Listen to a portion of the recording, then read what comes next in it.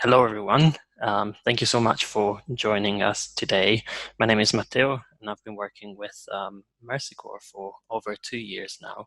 Um, I want to thank you for taking your time today to learn more about our response, our COVID-19 response in Africa, and just to spend some time with us to have hopefully a conversation around our work there. Before we introduce our guest today, I would like to remind you that you can make a donation to our COVID-19 Resilience Fund, a fund that we have set up with Mercy Corps to make all the amazing work that we're doing in response of the pandemic possible.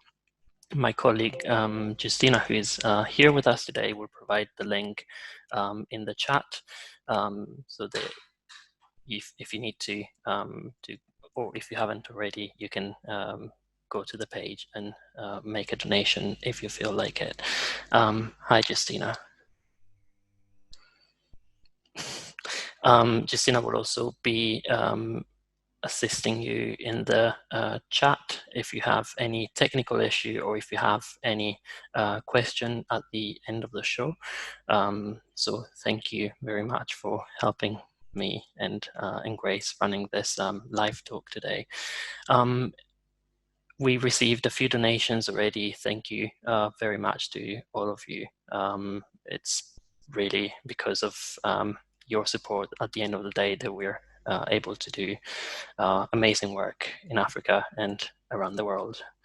I encourage you to ask questions. We're here to chat with you and to answer any questions. So this is your chance to ask anything that's relevant and that you want to learn more about. And I think, yeah, in terms of house rules, there's a chat that you can see at the bottom of your screen. You will be able to post questions there. If you feel like ask the question yourself, I should be able to unmute you. Just maybe make a request, or otherwise just type your question in the chat. But now, to help us understand our work, we welcome Grace Ndungu, our Africa Media and Communications Manager. Welcome. Thank you, Matthias, and thank you everybody who's been able to join us. Good morning, good afternoon, depending on where you are watching from. It is afternoon in Nairobi. My name, as Matthias mentioned, is Grace Ndungu. And I am the Media and Communication Manager for the Africa program at Mercy Corps. I joined Mercy Corps exactly 1 year ago. That was my first day at Mercy Corps was July 1st, 2019. So I'm exactly 1 year today at Mercy Corps. And thank you so much, Matteo, for giving me an opportunity to talk about something that I'm very, very passionate about, and that's Africa, and to really talk about the work, the amazing work that Mercy Corps is doing in the field and in the most difficult circumstances and challenging circumstances, and especially now during this COVID-19 pandemic. We do work in 17 countries in Africa, and that runs across the East Africa, where you can be able to see from your screen the number of countries. We are in DR Congo, where we have a really huge program responding to the Ebola and also COVID-19. We are in Kenya, where our program, I'm just going to mention just a few projects, not in terms of relevance, but just to highlight, and I will talk about, at length on some of our projects as well. In Kenya, working on peace and conflict resolution. In Nigeria, responding to the humanitarian needs, mostly in Northeast Nigeria, and of course in the Middle Belt, where we are experiencing a conflict between pastoralists and farmers. And in, South Sudan, where challenges upon challenges, in terms of food security, in terms of conflict and, violence and conflict. And in Tunisia, where we're working with quite a number of young people doing really innovative things that I'll be able to speak about later on. And Matthias, as you mentioned, as COVID-19 continues to spread in Africa, right now we are over 400,000 cases, where, that compared to the rest of the world, that seems to be quite low. But we really can't say we are out of the woods yet, because most of the countries do not have the capacity for testing. And also, in terms of just understanding the dynamics of how this disease is going to affect, the Africa program. And also compounded to that, if we talk about the Sahel, we have over 30 million people, who are already struggling to find food because of the existing conflict that has been there. And then now on top of that, you have COVID. This humanitarian situation in the Sahel, in the Central Sahel, is dire. And, and already the humanitarian crisis there was, even before COVID, was already in a dire situation and needed humanitarian response, to help the people who are struggling. When you come to the East Africa and mostly the Ethiopia, Kenya, and Somalia, we already have another crisis, and that's the desert locust. And I believe that everybody has already seen the impact that is having within the region. From December 2019, that's when the Food and Agriculture Organization of the United Nations highlighted that the locusts were approaching the region. And so right now, which is the harvest season, we are expecting the second wave, which means that what the farmers were putting together for the harvest season and to curb the issue of the food security is already at risk because of the desert locusts. And so you compound that again with COVID-19, you can already see the magnitude of the problem, humanitarian crisis that we are talking about. We go to Nigeria, and Nigeria is the most populous country in Africa. And with the cases, the COVID-19 cases are really spiking every single day. But if you look at Northeast Nigeria, where our work is mainly focused, we already have 1.8 people who are internally displaced because of the existing violence that has been going on for 9 years.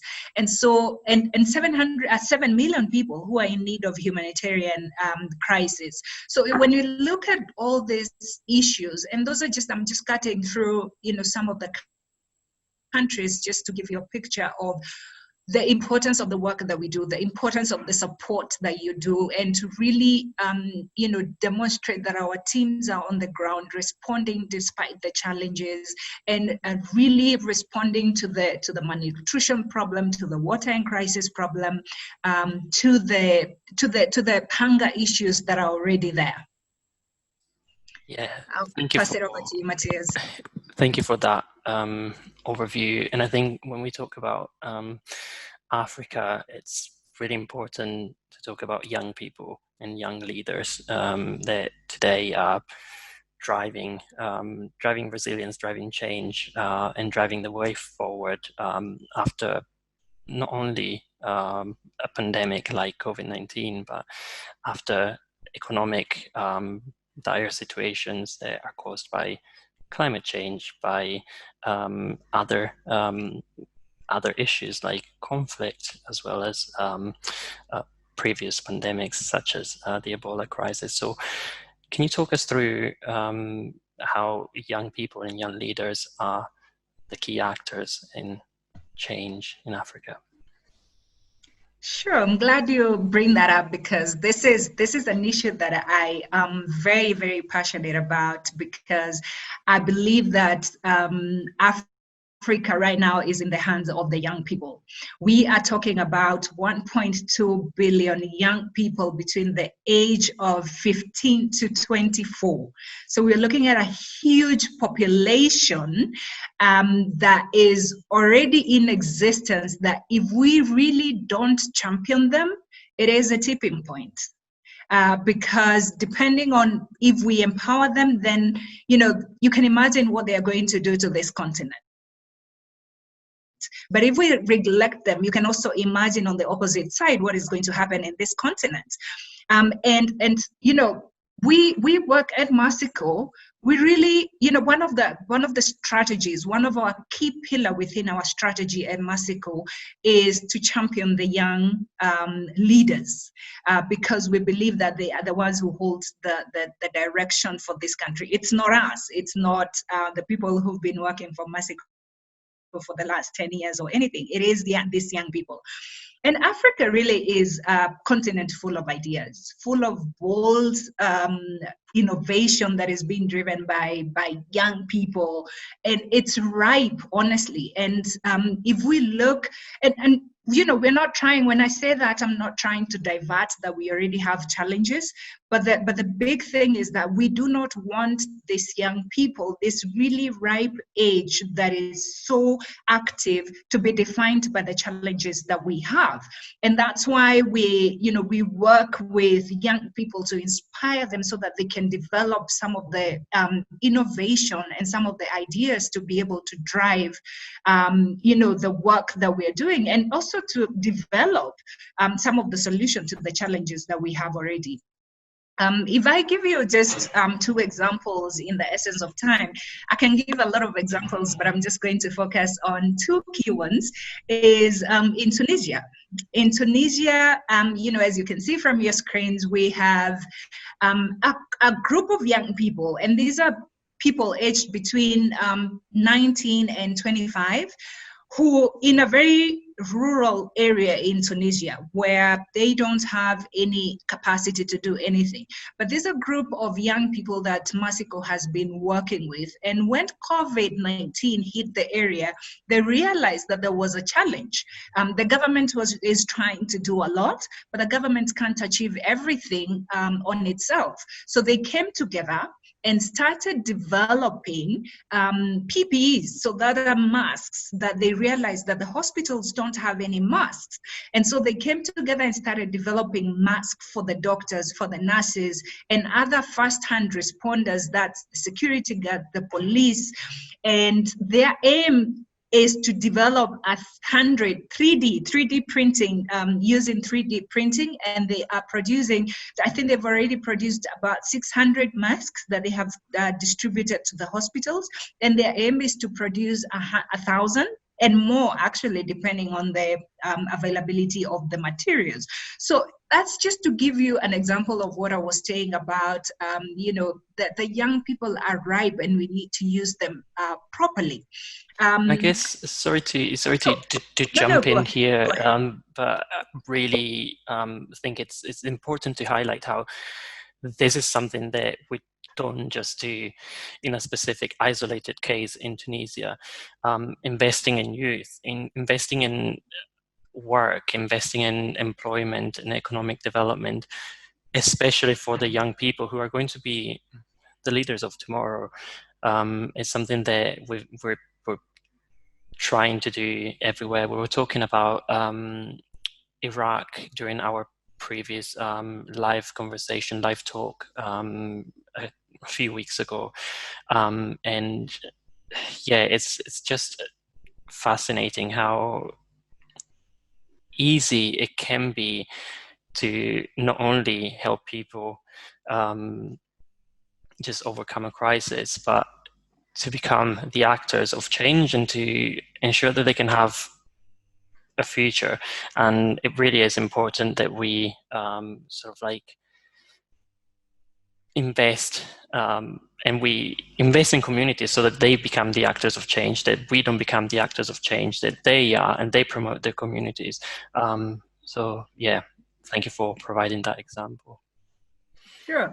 And just one of the things, what I usually call the young people, I call them the leaders of today, to be honest, and it's quite demonstrated by what these young people are doing in Tunisia.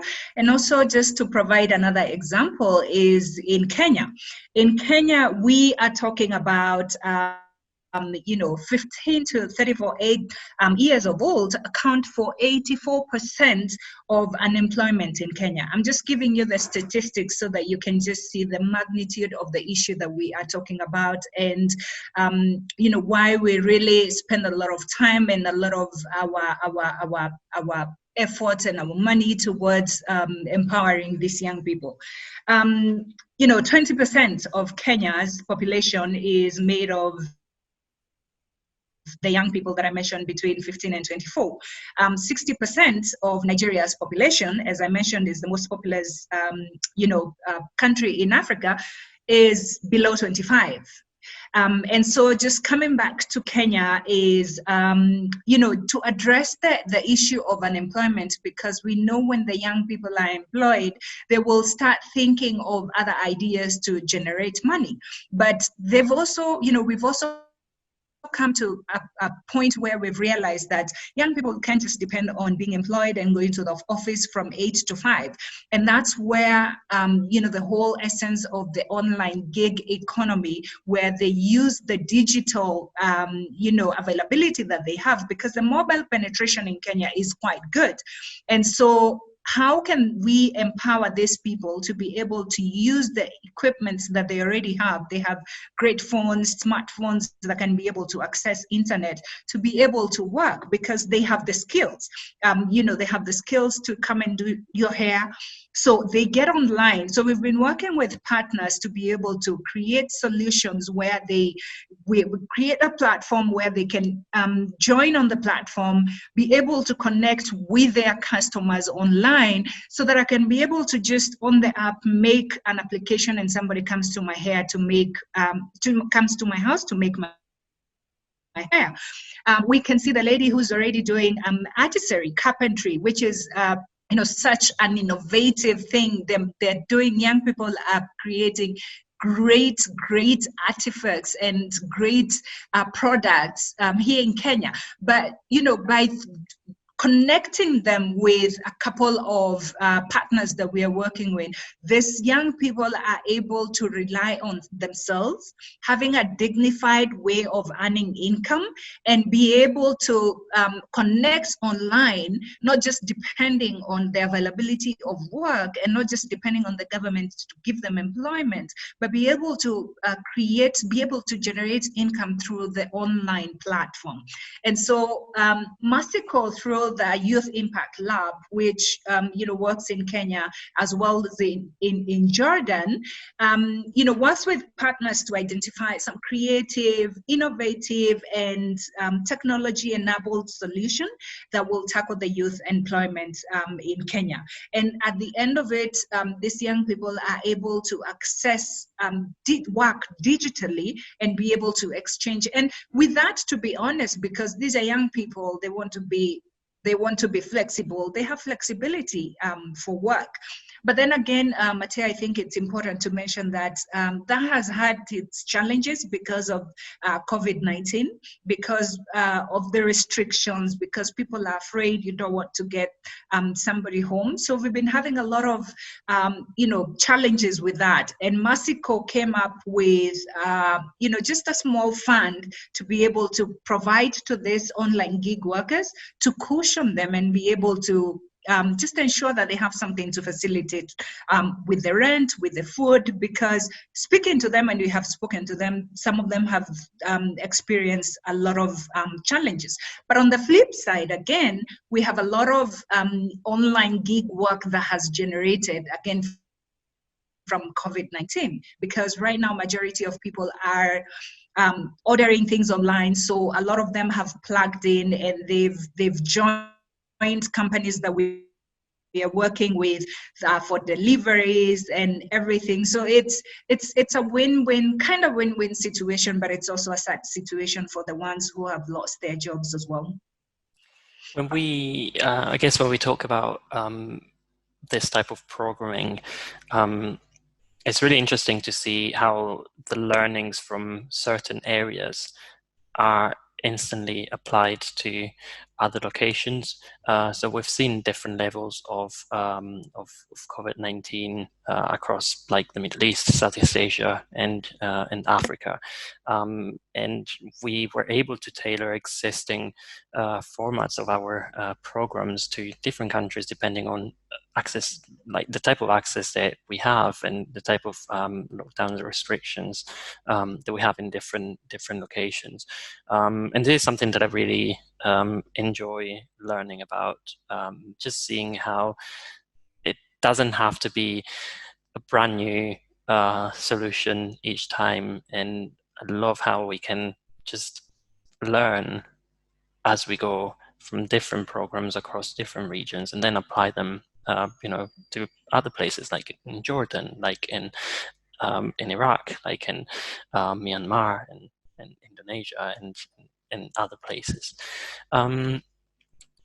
I'm conscious of time, so I'm going to move on to the next topic.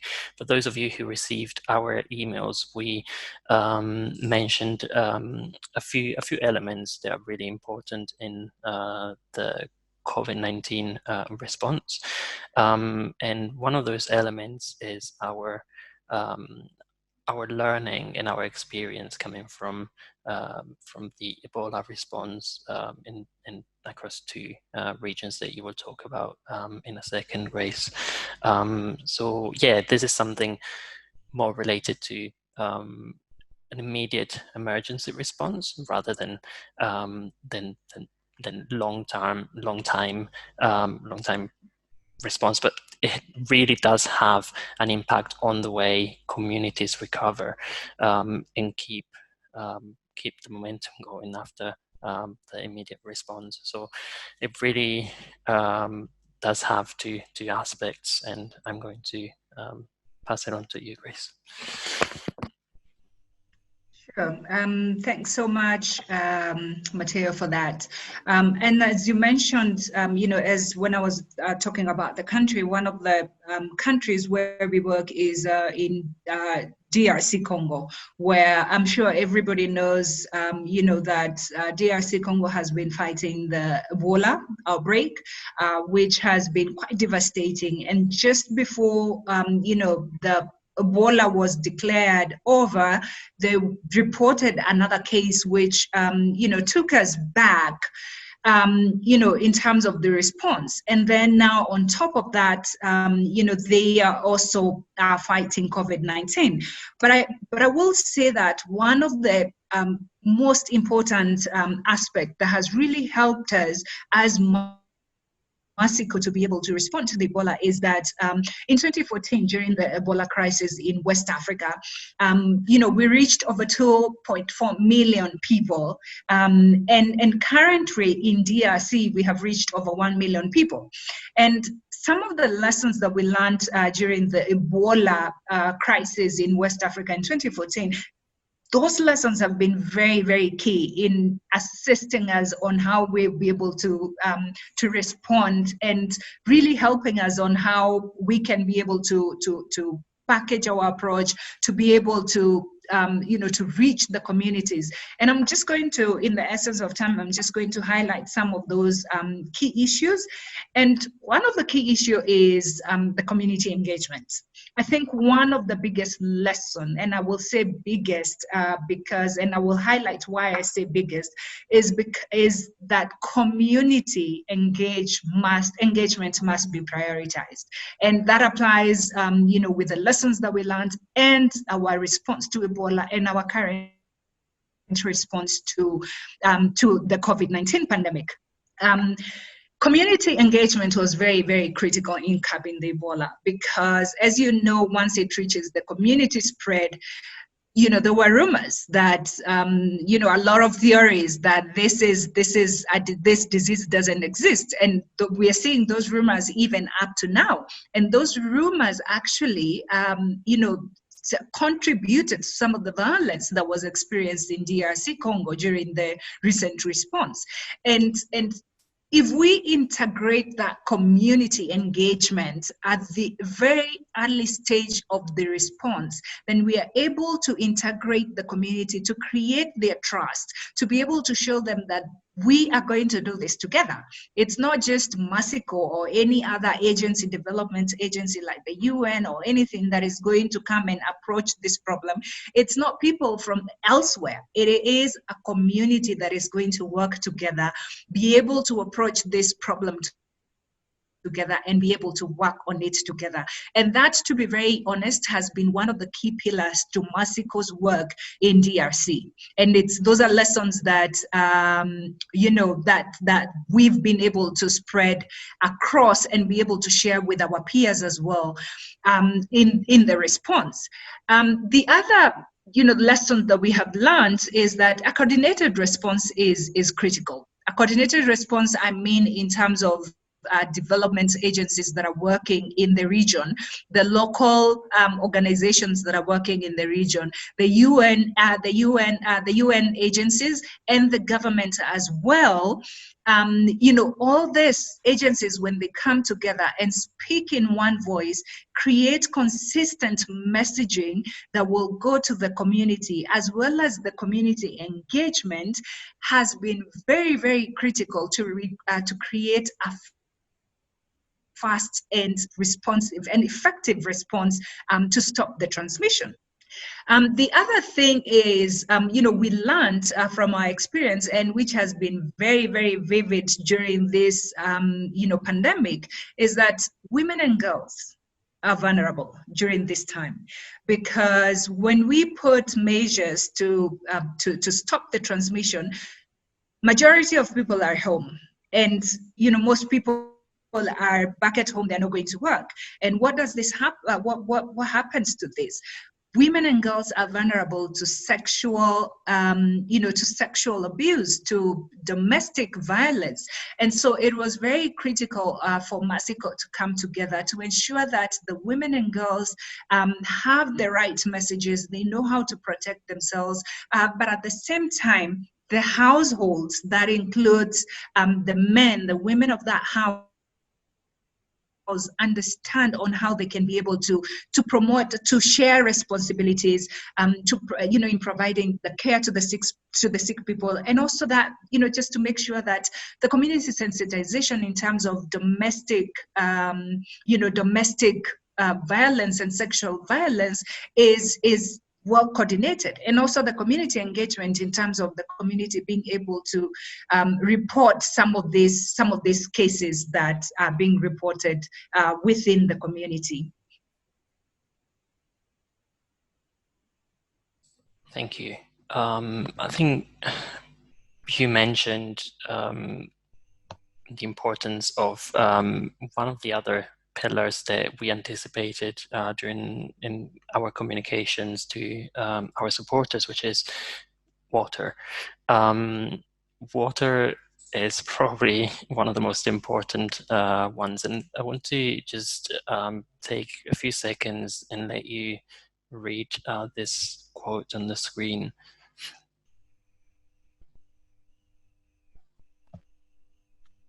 I think, do you want me to go ahead? Yeah, yes, please. Yeah. Okay. Yeah, I think for me, this is a very powerful sentiment, especially coming from a woman. As I said, most of the responsibilities are driven back to the women, and this is a voice from one of the participants, and he say, I do not have to walk long distances to fetch water anymore. This borehole right in the middle of town provides me with all that I need to perform household chores and feed my family. I particularly like the rush of water from the tap, and I love that last statement. Yeah, it's I think it really sums up the importance of something that we give for granted and we can really easily access. And we're starting to learn about like the importance of like clean water and sanitation with the current pandemic. We're all becoming experts, aren't we? And you realize that in certain areas, it can be a bit more difficult to access something so vital and essential. As we're coming towards the end of our conversation, I would like to spend another 5 minutes or so to talk about another important aspect and a very big chunk of our work in Africa and other regions where we work, which is smallholder farmers. And that's something that really allows not only to recover from a crisis, but to build back with the strength that communities and farmers need to face future crisis, and as well as the current one, the COVID-19 one. So yeah, can you take us through the last pillar of our response? Sure. I think, just before I start this, it's important to give a picture of, the importance of smallholder farmers. The small-scale farmers feed 80% of people in sub-Saharan Africa. If we talk about Nigeria, almost 88% of Nigeria farmers are small-scale farmers.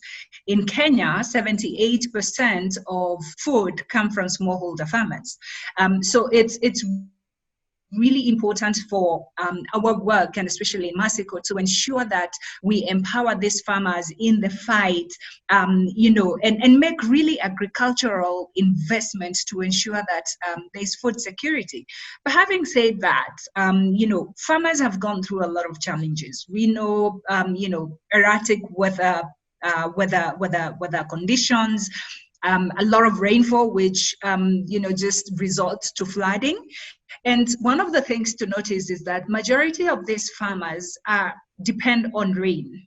Majority of agriculture by smallholder farmers is rain-fed, because when you talk about irrigation, it's such an expensive thing to do, and it's only concentrated with the large-scale farmers. So these farmers are really relying on rain to be able to produce the food. And once they produce the food, they're able to generate some income to be able to feed for their families.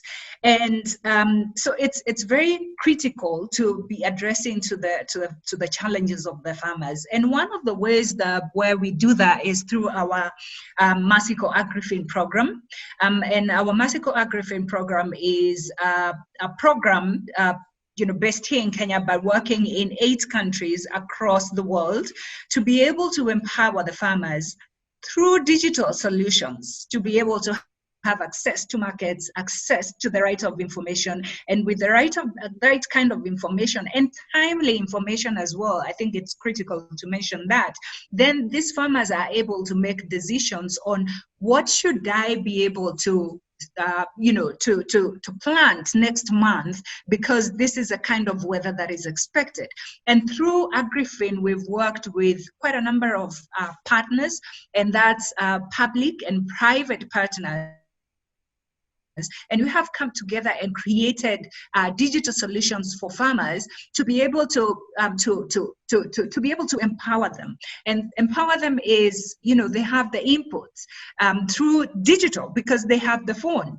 And when they have the phone, they access, and as I mentioned earlier, the internet connectivity across Kenya, it's quite accessible. And most of the smartphones are cheap, and the farmers can be able to afford them. So we create simple platforms where the farmers can be able to log in. They have access to loans, because financing is also another critical issue that really, challenges the farmers when it comes to scaling up. And to be honest, we can't, as we talk about smallholder farmers, we can't just keep on talking. If we're talking about empowering them, we have to make sure that they move from subsistence farming to an income generating kind of farming, so that they also have some money to be able to expand and to scale up as well. And especially during this time, as I mentioned earlier, that the East Africa region is going through another crisis, and that's desert locust. And because, there are restrictions from the government, some of the hard-hit areas with the locust are accessible because of the infrastructure, because of the flooding. So just to give an example of how we are empowering the farmers is that we've come up together again with the Food and Agriculture Organization and other partners as well, private and public partners, to be able to ensure that these farmers have the access to information and are able to be reporting to the government and to the other people who are responding to the locust through a WhatsApp. WhatsApp in Africa is, one of the biggest social media or platforms that is used here. Everybody uses WhatsApp. So with that digital solution that they already have, they're able to record where they have been able to see the locust. And with that kind of information, the government and FAO is able to come in and respond immediately before they cause even a bigger disaster that there is. So what we have done with this farmers, and also the data which is critical in informing us what solutions or what other options we have as we move on to the future. So we're really making, through this kind of solution, as I said, bold solution, we're really turning farmers into reporters, just giving them that kind of empowerment that they can also be a part of the solution, because these smallholder farmers are quite knowledgeable. And so we have to dig into their knowledge and be able to work together so that it's not just us or, as Mexico and other agencies who are coming up with solutions for the farmers. So we've come together, worked with them, and we are able to give them that kind of platform that they're able to report timely, and also helping the government, and especially at this time when we don't have the, the capability to move across the regions because of the restrictions that are there within to curb COVID-19. Yeah, again, this is another very fascinating aspect of our work. Technology is really enabling us as we progress as an organization, as a society, to give ways to people to access something that is obvious for us, but is not as obvious for other people and other communities, such as information. But it can be financial support, it can be just work and livelihood, and yeah, technology for development is one of the ways that we empower communities around the world, and ways that we couldn't think about before, and they can be quite cheap as well in terms of costing. But I am conscious that we are running out of time, so I want to ask Justina whether she can pick some questions that we got from the chat, if we received any. I haven't been able to keep an eye on the chat, but yeah, do we have anything, Justina? Yeah, thank you. Thank you, Grace. It was very interesting and very informative. Yeah, I was wondering if you can talk a little bit more about knowledge and information sharing between countries, especially with all the innovative activities that are happening in certain countries at the moment. Is this something that happens, or do you think it's something that can be possible in the future? Sorry, can you come back again? I lost you. Oh, sorry. It's probably my patchy internet. Yeah, so I'll just read out the question again. Can you talk more about knowledge and information sharing between countries, especially with all the innovative activities that are happening in certain countries right now? Is this something that happens, or do you think it's something that's possible in the future? Thanks so much for that question. And I think it's very critical because, as I said, as much as we are responding, I think knowledge is very critical. It is happening, but I think we could do better. We could do better, especially, just tapping into the knowledge that is already there. As Matteo said, instead of going back to inventing a new will, we can be able to share knowledge, information in a much better way. And I think, to be quite honest, and this is my own perspective, as development agencies, we have not been very good at that. And, but I think I have seen, and this is something that I really appreciate about Mexico, with the kind of information sharing that we do in between the projects, in between the countries, across the regions, not just the Africa region, but also across the region in the Middle East, in Africa, exchanging our knowledge on different kind of issues, and really be able to use that kind of knowledge to be able to work on a different approach that we can be able to work. An example is what we're doing with the young people in Jordan and Kenya. The dynamics are different, but we're talking about young people. So the needs are similar. So in terms of knowledge sharing, it is something that is happening, but it's, we have an opportunity to do that much better and at a bigger scale and in a more coordinated way. And I hope I have been able to answer that properly. Sorry, can I jump in? I have a question that's going into sort of like a more generic aspect of your work. You've been exposed to a different variety of programs across Africa. Is there one in particular that you think is something that you're most passionate about, that you are particularly connected to in terms of what we do, how we do it, and where we do it? Yeah, I think I will, just as I mentioned, and I think one particular, one that I'm really proud of, I'll mention too, and I'm very conscious about the time, is the work that we're doing with the Youth Impact Lab. Here in Kenya, it runs across in Ethiopia and in Jordan as well. I think that is one of the projects. And, looking at Mexico, you would ask yourself, why would you even focus with, just empowering the young people and just ensuring that they have work across the digital platform? And I think that is one of the projects that I'm really super, super proud of, in terms of how we have managed to work to cut across in Jordan, where, as I said, the dynamics are completely different, and then in Kenya and across in Ethiopia and across in Nigeria as well. The other program that I am super proud about is, to be honest, the work that we are doing in DR Congo, because, and I think, despite the challenges that exist in that country, we have a team that has worked so hard to be able to attend to so many challenges, so many issues that come from different perspectives, and they are so amazing in sharing the lessons learned.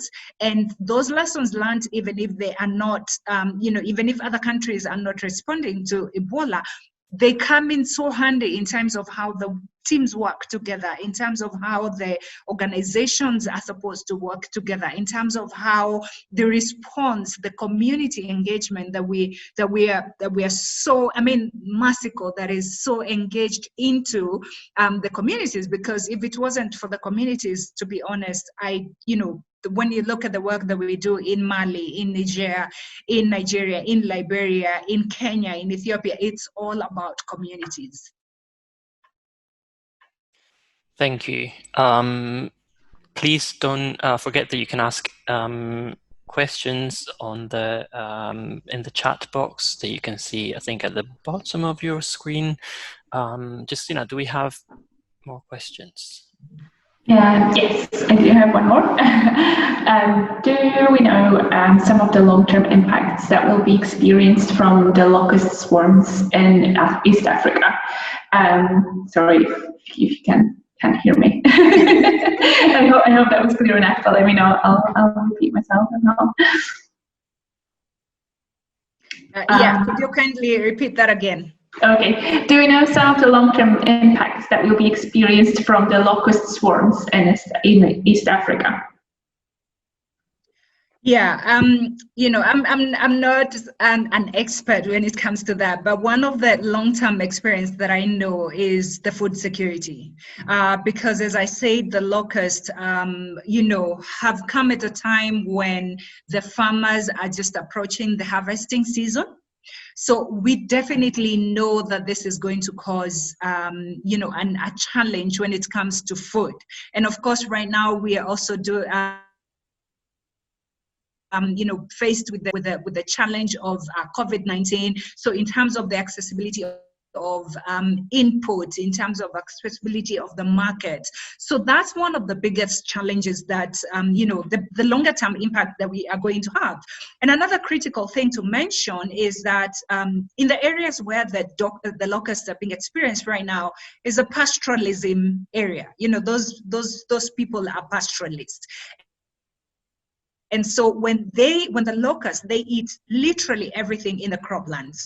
And so what does that mean? They leave no pasture for the communities. And so in the future, we are likely to experience conflict, because there will be conflict when the communities start, you know, fighting for the little that is left. Because in the areas where we work, responding to our peace and conflicts, especially in northern Kenya, is, you know, the conflict and the violence is as a result of competition for natural resources. So when we are talking about in an area where the locusts have wiped up everything, there's no food, you know, for the livestock, there's no pasture for the livestock. So we are likely to see, as we move forward, an escalating violence in those areas.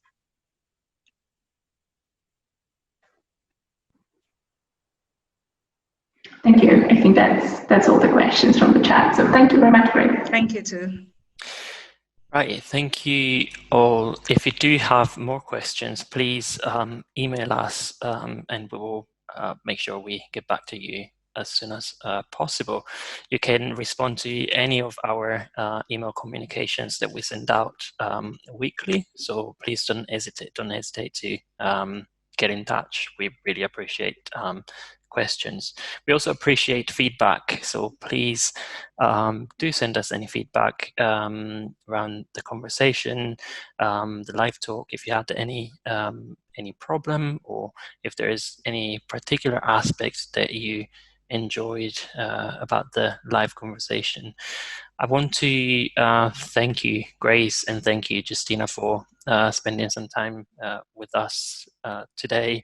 And yeah, if you enjoyed the conversation, if you enjoyed the live talk, and if you can, go to our donation page, and any donation can help us keep doing this amazing work in Africa and around the world. So yeah, please go there. And if you have already, thank you so much. You have been listening to Grace, to Justina, to Matteo. We are Mercy Corps, and thank you so much for joining us today. Have a good day.